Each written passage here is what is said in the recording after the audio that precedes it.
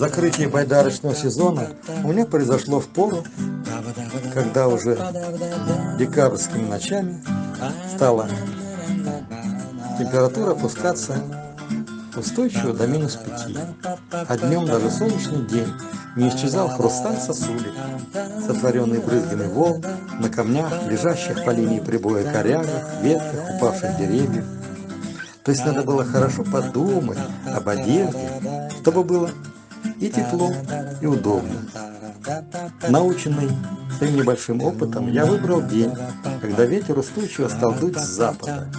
Это означало, что под обрывами, скалами правого берега можно было рассчитывать на отсутствие больших волн в прибрежной полосе на 100-150 метров. В 12 часов я отошел на байдарке от бетонных кубов набережной с многоэтажками, где расположена станция скорой помощи, на север.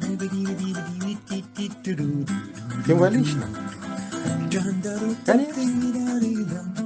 Скорая помощь, медицина, если что, спасет.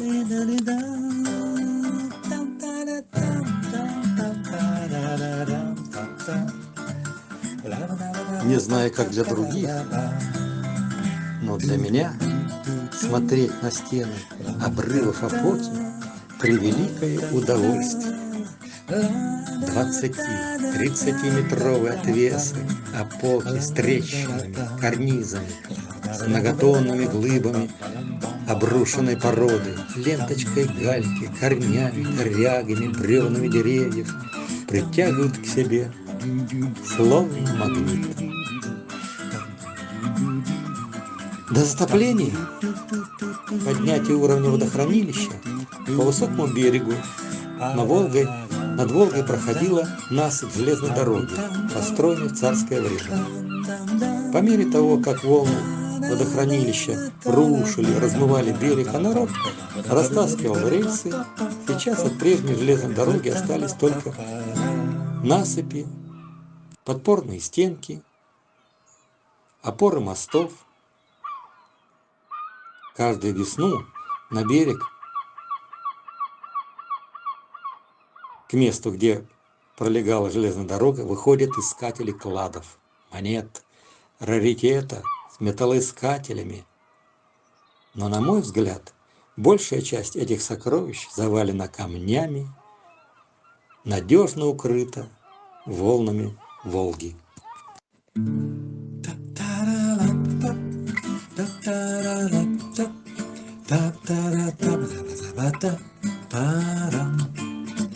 Мне легко оставить этот берег, оттолкнул веслом байдарку и вперед.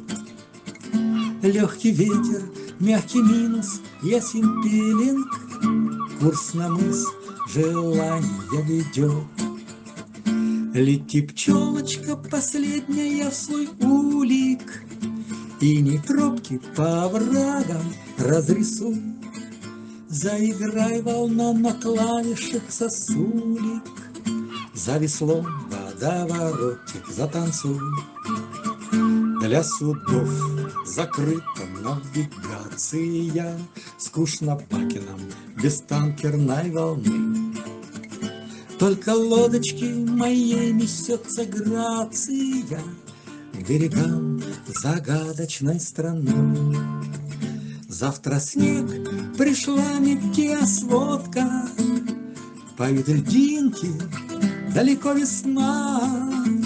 Летит кахой надувная лодка, капли перышки летят с крыла весла. Мне так хочется простору петь и петь, подождать объятия льда и дрейфовать.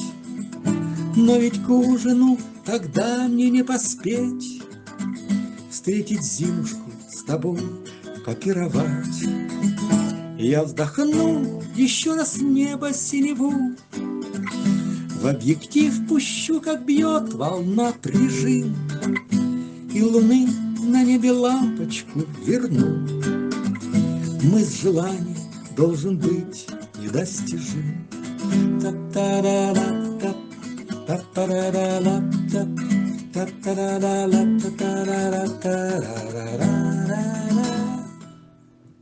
Заиграй, волна, на клавишах сосулек, за веслом водоворотик затанцуй. До цели моей поездки, заливу, в 10 километрах севернее Камышина, я не добрался, устал. Да и заходящее солнышко и появившаяся луна говорили о том, что надо поспешать. Размялся, поел пирожочков, опустошил термос заваркой цикория и рванул навстречу морозному ветерку обратно. И на закате небо было рассвечено щедро красками, которые ясно говорили, что зима совсем близко, почти рядом. Да, этот 5-часовой байдарочный поход был песней, которую мне все хочется и хочется повторять и повторять.